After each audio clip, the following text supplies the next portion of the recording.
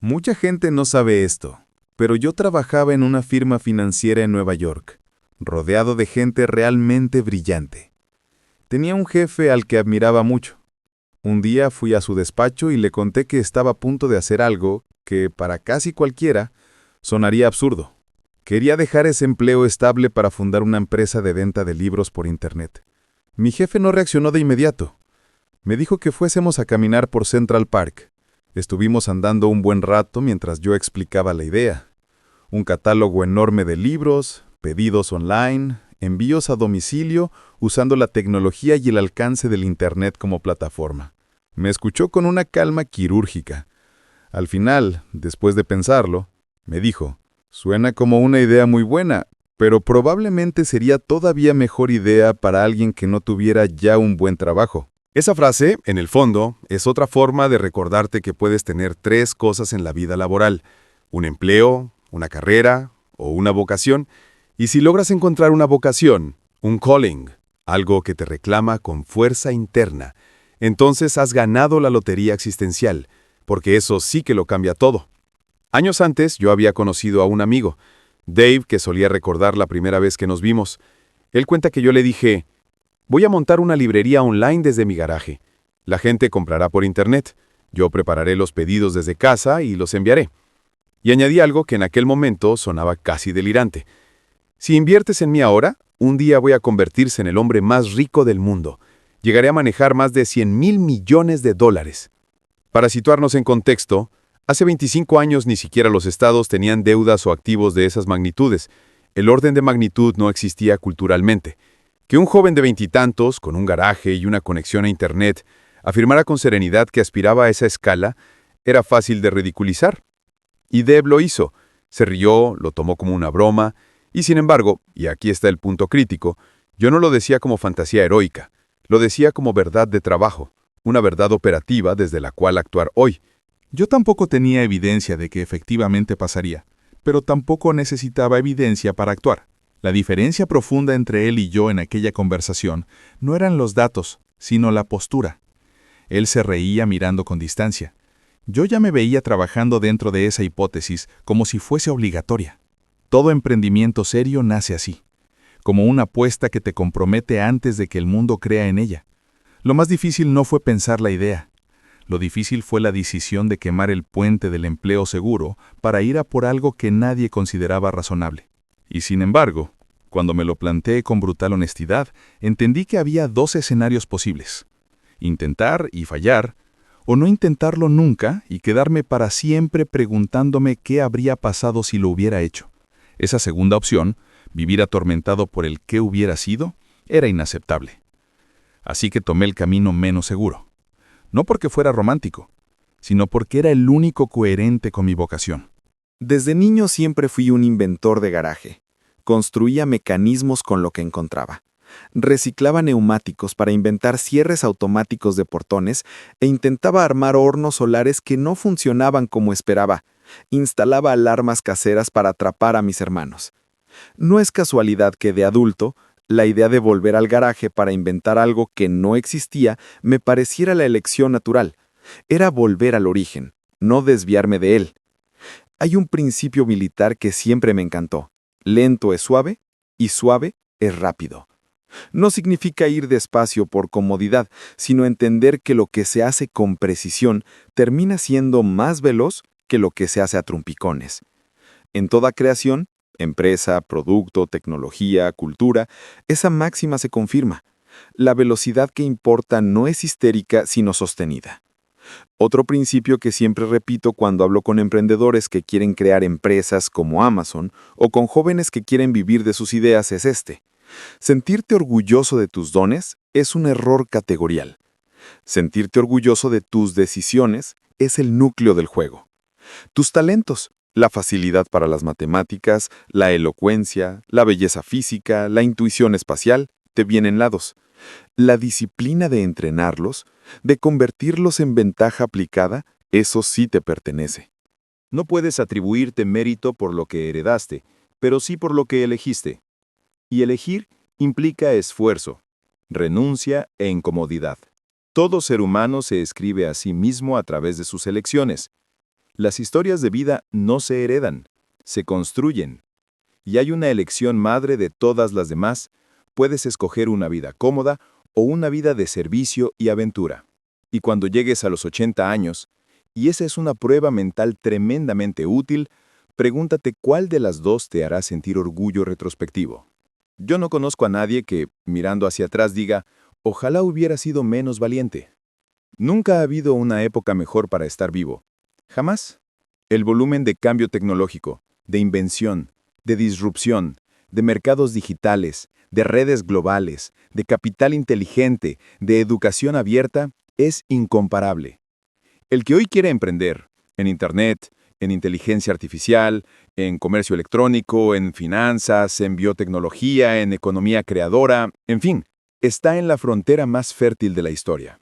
Y eso nos devuelve a la pregunta clave. ¿Qué vas a hacer con tus dones y, sobre todo, qué vas a hacer con tus decisiones? ¿Te vas a mover por inercia o por vocación? ¿Vas a obedecer dogmas ajenos o vas a pensar desde primeros principios? ¿Vas a escoger la seguridad emocional o la contribución? ¿Te vas a hundir cuando te critiquen o vas a sostener tus convicciones sin ruido? ¿Vas a encubrir tus errores o vas a reconocerlos y corregir? Cada una de esas disyuntivas produce biografías diferentes. Antes de avanzar, permíteme hacer un inciso muy rápido, porque este tipo de contenidos profundos sobre emprendimiento, mentalidad de largo plazo, creación de valor, historias reales como Amazon, decisiones fundacionales, riqueza a largo plazo y dirección de vida, son exactamente el tipo de conversaciones que quiero seguir teniendo aquí. Si este enfoque te sirve, si te inspira a tomar decisiones con valentía y a construir algo que te trascienda, te invito, sin prisa y sin obligación, a suscribirte ahora al canal. Es la forma más sencilla de indicarle al algoritmo y a mí que este tipo de contenido merece seguir existiendo. Dicho eso, volvamos. La pregunta que importa nunca es qué te regalaron, sino qué haces con lo que te regalaron. Es el vector de elección el que transforma un regalo en destino. Y hay otra bifurcación decisiva. Puedes elegir ser cínico o constructor. Puedes usar tu ingenio para destruir reputaciones o para crear sistemas que eleven a otros. Cada vez que una persona crea herramientas, plataformas, compañías, infraestructura o servicios que permiten que otros desplieguen su talento, está aumentando el radio de impacto positivo del progreso humano. Y eso, no la opinión del día, es lo que vale. Muchas personas llegan al final de su vida con un empleo, unas pocas con una carrera, una minoría con una vocación. Y casi siempre la diferencia no fue genialidad, fue coraje de elegir. Jules Verne habría matado por vivir en este siglo. Mark Twain, Galileo, Newton, todos los curiosos de otras eras hubieran deseado la conectividad, el acceso, el ancho de banda, la posibilidad global que hoy damos por sentada. Si tú estás vivo ahora, sentado escuchando esto, tienes un privilegio histórico que ellos no tuvieron. Jugar en tiempo real con las fuerzas más poderosas que hemos inventado como civilización. La pregunta no es si tienes regalos. Los tienes. La pregunta es, ¿qué vas a decidir hacer con ellos hoy? Cuando entiendes esto, que la diferencia entre una biografía anónima y una biografía que cambia el orden de las cosas está en la clase de decisiones que tomas cuando nadie cree en ellas, el miedo deja de ser argumento válido. El miedo no desaparece. Lo vuelves irrelevante. A partir de aquel punto, todo lo que vino después, Amazon, Marketplace Global, servicios en la nube, inteligencia artificial, logística planetaria, dispositivos, infraestructura, nació de una sola elección conceptual. Voy a actuar ahora como si el mundo futuro ya exigiera a esta empresa. El futuro no se adivina, se impone construyéndolo. Cada persona se enfrenta a ese mismo dilema en su escala concreta. ¿Vas a construir bajo tus convicciones o vas a pedir permiso emocional al entorno para poder actuar? La historia es benigna con los que ejecutan antes de que el consenso exista. No hay gloria en esperar a que el clima esté perfecto. Nunca está perfecto. Emprender, sea montar una empresa tecnológica, escribir un libro, cambiar de país, iniciar un proyecto creativo, es siempre una agresión contra la comodidad psicológica propia y ajena. Lo que de verdad separa a un fundador de un espectador no es la idea, es la obediencia a la idea. Miles entendían que Internet lo transformaría todo.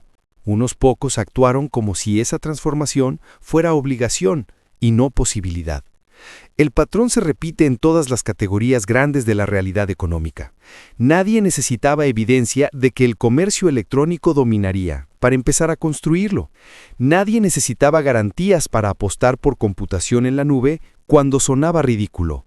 Nadie necesita permiso para explorar inteligencia artificial antes de que el mercado premie los primeros movimientos.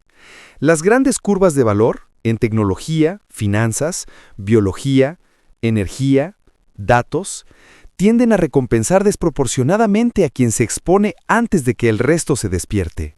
Por eso, cuando hablo de elegir entre comodidad o servicio y aventura, no es un romanticismo poético, es un descriptor matemático del mundo real.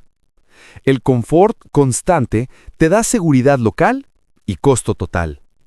El servicio y la aventura te dan incomodidad local y retorno acumulado exponencial. No existe un fundador relevante que haya llegado lejos desde la comodidad. Puedes construir una vida razonable desde el confort, pero no puedes construir algo que cambie la estructura del juego sin pagar incomodidad. Y aquí aparece otra bifurcación esencial. ¿Vas a doblarte ante la crítica o vas a sostenerte en tu convicción mientras la evidencia llega tarde, pero llega? La crítica es siempre contemporánea y ruidosa. La evidencia es siempre tardía y silenciosa. Es mucho más barato burlarse que construir. La burla no tiene coste. La construcción exige identidad, paciencia, tolerancia al ridículo inicial. Cada vez que alguien se ríe de una idea incipiente, confirma sin querer que todavía no la entiende. El fundador no necesita que el entorno entienda hoy. Necesita que la idea exista mañana. La pregunta verdadera es, ¿está tu sistema nervioso entrenado para seguir ejecutando mientras otros opinan? ¿O necesitas que primero te aplaudan para moverte? Si necesitas aprobación previa, jamás construirás nada que merezca aprobación tardía. Cuando dejé mi empleo para fundar Amazon, no dejé un sueldo, dejé una identidad social. Abandoné el estatus de persona sensata con un futuro claro para convertirme en alguien que está arriesgando todo por algo que suena ridículo. Y aún así, no hacerlo habría sido una traición existencial mayor.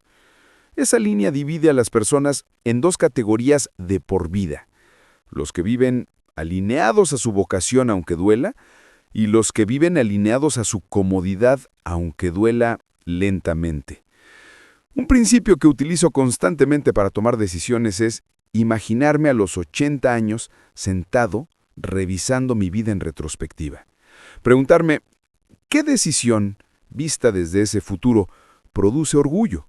Incluso si en el presente produce miedo. Esa prueba destruye casi todas las excusas. El mundo ahora, sobre todo ahora, ofrece más palancas de influencia, tecnología y apalancamiento que nunca. Capital globalizado, inteligencia artificial accesible, herramientas de creación sin permisos, distribución abierta, educación ilimitada, talento remoto, mercados transparentes. La oportunidad no es el problema. La geometría de la oportunidad está del lado del que construye. La única variable escasa es decisión. Y justo porque hoy existe tal volumen de oportunidad, la responsabilidad moral de usar tus dones y decisiones para algo más que tu comodidad no es opcional. Puedes construir herramientas que permitan a otros crear. Puedes resolver fricciones que nadie quiere tocar. Puedes empujar fronteras en campos donde el estándar actual es mediocre. Puedes convertirte en pieza que triplica el potencial de otros. Cada vez que empoderas a otros, tu impacto se multiplica exponencialmente más que cualquier éxito individual. Me considero extraordinariamente afortunado de tener una vocación. Muchísima gente pasa la vida en un empleo que no les importa o en una carrera que no eligieron conscientemente. Una vocación no garantiza facilidad, garantiza sentido. Cuando vivas desde vocación, el costo deja de sentirse como sacrificio y pasa a sentirse como precio justo. Jules Verne habría dado cualquier cosa por ver cómo opera un cohete reutilizable aterrizando verticalmente.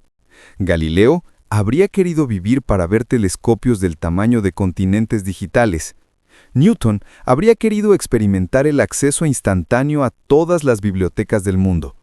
Los grandes curiosos del pasado soñaron con el tiempo histórico que tú y yo habitamos hoy.